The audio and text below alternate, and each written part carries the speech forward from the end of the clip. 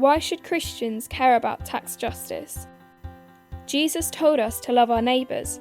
St. Paul told us the goal is equality. So we are often very good at twinning toilets in Africa, giving aid to charities, running food banks and sheltering the homeless. But have you ever asked yourself, what are the root causes of all these problems? Archbishop Desmond Tutu once said, "There comes a point where we need to stop just pulling people out of the river.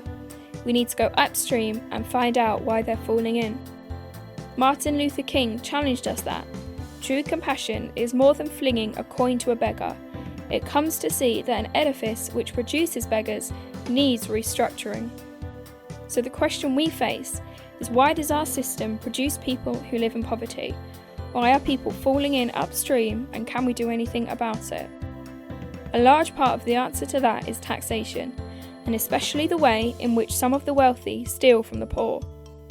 It's good and right that lots of aid money pours into places like Africa, but are you aware that approximately 3 times the amount that is given in aid to Africa leaves that continent via tax dodging by big multinational corporations?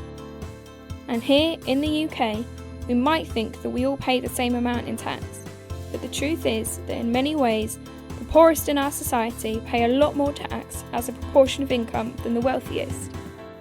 The reality is, if we had a more just tax system, both in the UK and globally, then wealthy individuals and big multinationals wouldn't get away with hiding their money in tax havens. They would have to pay their fair share. And that would mean the poorest among us pay a fair share too, not the higher rates they currently have to. Many could then be lifted out of poverty, and our society would be much more equal too. So poverty and inequality would be tackled right at their source. When Jesus said, "Love your neighbour," he didn't just mean with our hearts, but also with our heads. Tax justice is about moving beyond compassion to ensuring everyone has an equal chance to flourish.